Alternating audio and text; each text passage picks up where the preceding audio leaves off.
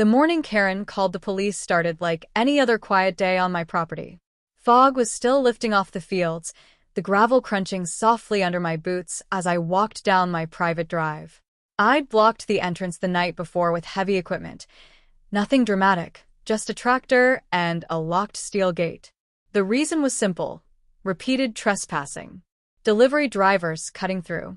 Neighbors treating my land like a shortcut. Enough was enough.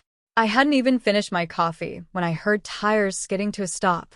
An unfamiliar SUV sat sideways at the gate, horn blaring like it had a personal vendetta against silence. Out stepped Karen. Clipboard. Phone already recording. That posture that screams, "I'm about to be offended on purpose." She didn't ask a question. She made a declaration. "You can't block this drive," she snapped. "This is HOA access." I smiled. Not sarcastically. Calmly. The way you do when someone is very confident and very wrong. "This is my drive," I said. "Always has been." She laughed. Actually laughed. Like I'd told a joke. "I'm calling the police." "Okay," I replied. That seemed to confuse her more than an argument would have. While she dialed, she paced dramatically, narrating to her phone about illegal obstruction, emergency access, and my personal favorite, defiance of community authority. She pointed at the tractor like it was a crime scene. What she didn't know, what she could know just by looking, was that the land records, easements, and jurisdictional authority all pointed one direction. Mine. The driveway wasn't just private. It was explicitly excluded from HOA governance decades ago, long before her board ever existed. And more than that, blocking it wasn't a tantrum. It was a documented, approved security measure. The police arrived faster than I expected. 2 officers stepped out, professional, neutral. Karen rushed them immediately, waving papers inches from their faces. "He blocked an access road," she said. "I demand he remove it." One officer turned to me. "Sir, is this your property?" "Yes," I said, handing over the deed, survey maps, and a neatly organized folder that made Karen pause mid-rant. The officer flipped through the documents slowly. Karen's confidence began to leak, just a little, like air from a tire. "This appears to be a private drive," he said. Karen stiffened. "But the HOA..." The officer looked up. "Ma'am, HOAs don't override property deeds." She changed tactics instantly. "Then he's obstructing emergency services." I nodded. "Already cleared with the county. Emergency bypass is installed." Logged. Inspected. Silence. Karen's phone lowered. Her recording stopped. The second officer stepped aside to make a call.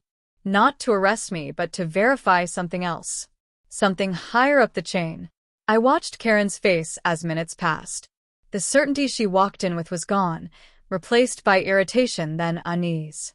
The officer returned. "Ma'am," he said carefully, "you may want to step back." She didn't hear the warning in his tone, because at that exact moment my phone buzzed. A secure notification. Internal. And with it came the sentence Karen never expected to be connected to her little police call. Subject identified. Summons approved. Command office notified. She thought she was escalating. She had no idea where she'd just been summoned to. Karen's confidence didn't disappear all at once. It cracked in stages. First, it was irritation. She crossed her arms, tapping her foot, muttering about overreach and small-town cops not understanding HOA law. Then it shifted into something sharper when she noticed neither officer was taking her side. They weren't arguing with her anymore. They were waiting. That's when she noticed my phone. I hadn't said anything. I didn't need to. The moment the secure alert came in, the situation stopped being local. What Karen assumed was a neighborhood dispute had quietly crossed into administrative territory, far above her pay grade.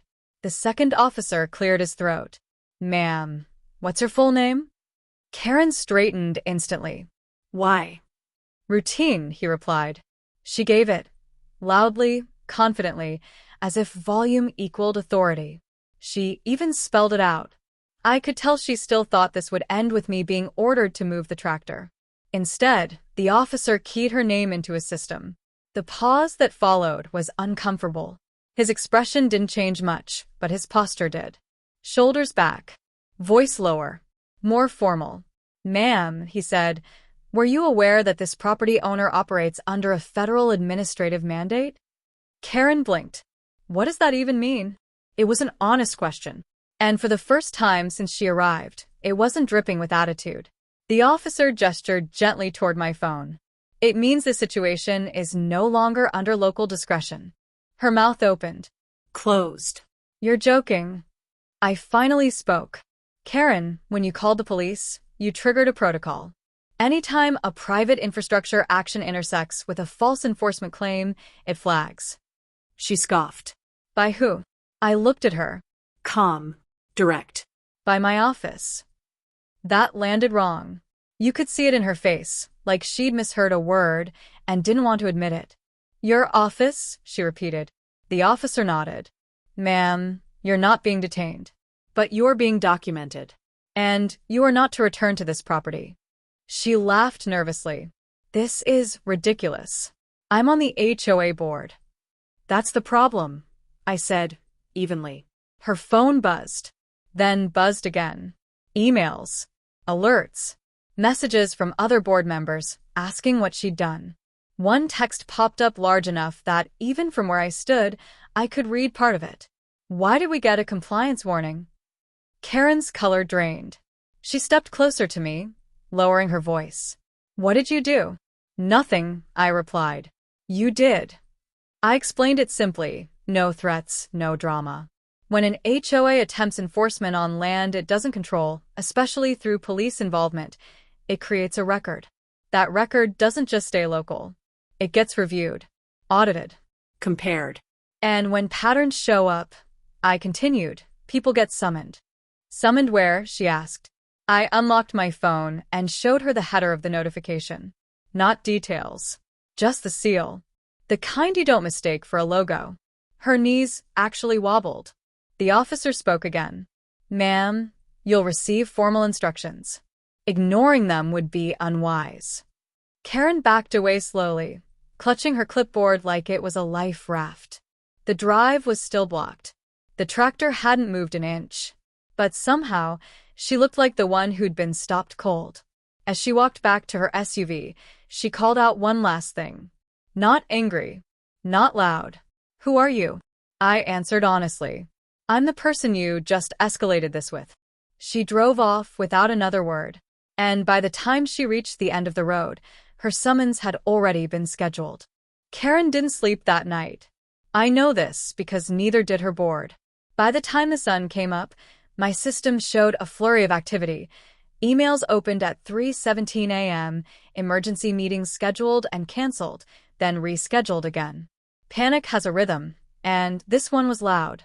Karen had gone from confident enforcer to liability in under an hour, and now everyone around her was scrambling to understand how. The summons didn't arrive dramatically. No flashing lights. No threats. Just a formally issued notice delivered through official channels, stamped, logged, and acknowledged by systems Karen didn't even know existed until yesterday. It wasn't optional, and it wasn't something she could vote away. She tried, though. The first call came mid-morning. Not from Karen, but from another board member. Polite. Careful. He introduced himself like he was stepping onto thin ice. "There's been a misunderstanding," he said. I let him talk. "People always reveal more when you don't interrupt." He explained that Karen had acted independently, that the board hadn't authorized police involvement, and that they were willing to resolve this quietly. I asked one question. "Do you know what she triggered?" Silence. I explained. Slowly. Every false claim of authority, every misuse of enforcement language, every attempt to involve police on private infrastructure creates a trail. That trail doesn't disappear when someone apologizes. It gets reviewed. And now, I said, that review has reached my office. The call ended differently than it started. Softer. Humbled. Karen, meanwhile, was unraveling. She tried to post online, framing the incident as harassment, claiming I was blocking community access. The post lasted less than an hour before it was corrected by moderators after public records were linked in the comments.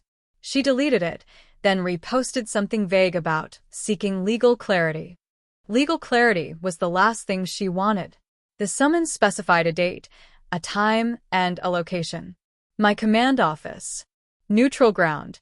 Administrative. Controlled. The kind of place where bravado dies the moment you walk through the door. She showed up early. I watched on the security feed as she sat stiffly in the waiting area, clutching the same clipboard she'd waved at the police. No sunglasses this time. No phone recording. Just nervous energy and a growing realization that she was very, very out of her depth. When she was escorted in, she didn't look angry anymore. She looked careful. The meeting wasn't theatrical. No shouting. No threats. Just documentation. Timelines. Screens showing her call to police, her statements, her HOA's lack of jurisdiction, and the automatic compliance flags that followed. Every action mapped cleanly to a consequence. This isn't about punishment, I told her. It's about authority. She tried to explain herself. Said she thought the drive was shared. Said she was protecting the community.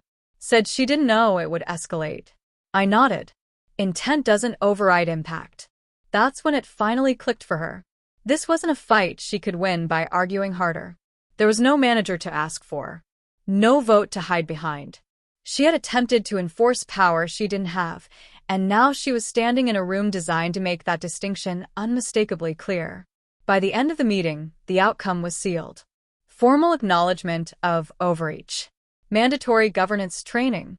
Removal from enforcement decisions pending review. And a permanent note attached to her HOA's file, one that would follow every future action they attempted. She signed everything without protest. As she stood to leave, she paused.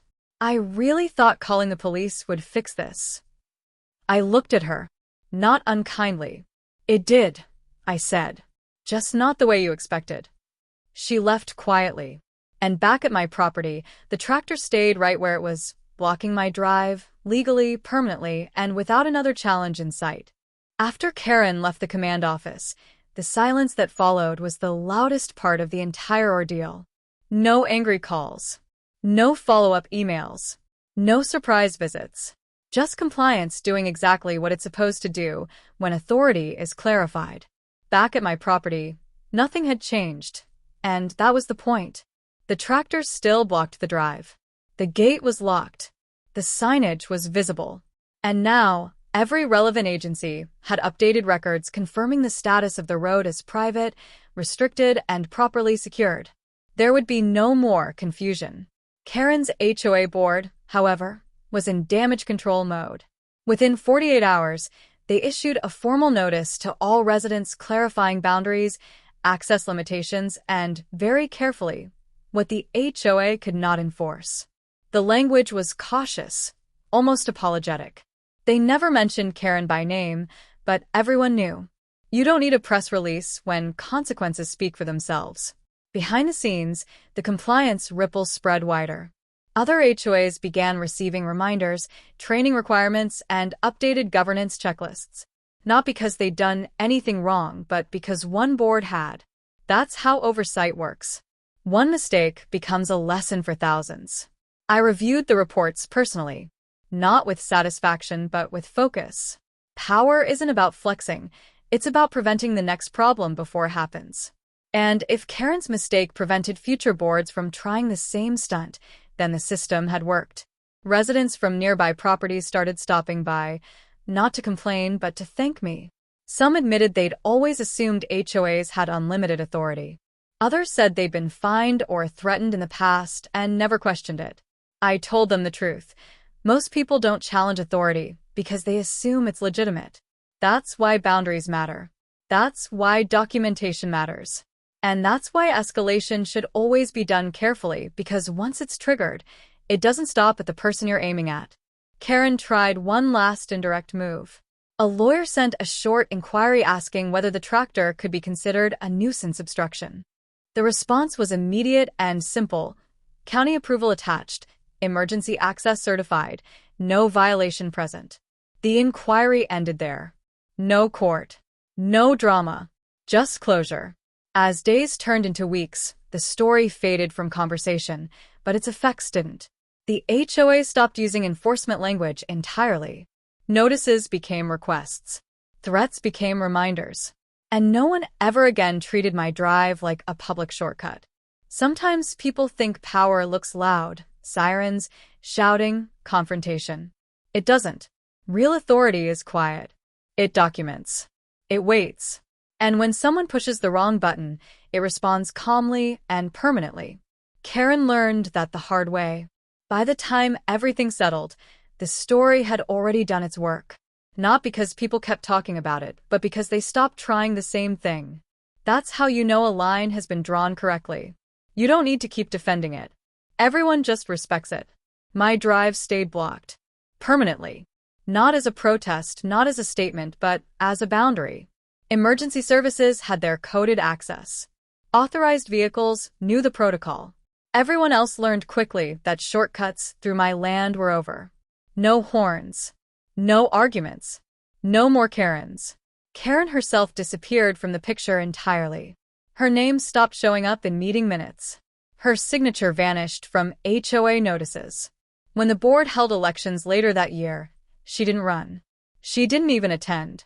People like to imagine dramatic endings, courtrooms, public apologies, viral moments, but most real consequences are quieter than that. They look like absence, like removal, like someone realizing they are no longer trusted with authority. The command office archived her case. Closed. Not erased, archived. A permanent reference point. Not to punish her forever, but to ensure that if a similar pattern ever emerged, it would be recognized instantly. That's how systems protect people who never even know they're being protected. Back on my property, life went on. Deliveries came the long way around. Neighbors waved instead of arguing. The land did what land is supposed to do. It stayed still, patient, unaffected by human ego. Every now and then, someone would ask me why I didn't just move the tractor that first morning. Why I didn't avoid the confrontation. I always gave the same answer. Because if I had, it wouldn't have stopped. Some people only understand boundaries when they collide with them. And some escalations, especially the ones involving police and false authority, need to reach their natural conclusion, so they never happen again. Karen thought she was forcing compliance. What she actually did was expose the difference between assumed power and documented authority. She thought the badge would scare me. She thought volume would override ownership. She thought calling the police would end the conversation. Instead, it started one she couldn't walk away from. And that's the real lesson in all of this. You don't win by yelling louder. You don't win by threatening harder. You don't win by borrowing authority you don't actually have. You win by knowing exactly where the line is and standing on the right side of it. My drive is still blocked. My land is still mine. And no one has tried to challenge that again. Not because they're afraid of me, but because now they understand who they'd actually be calling next time. And they're smart enough not to press that button twice.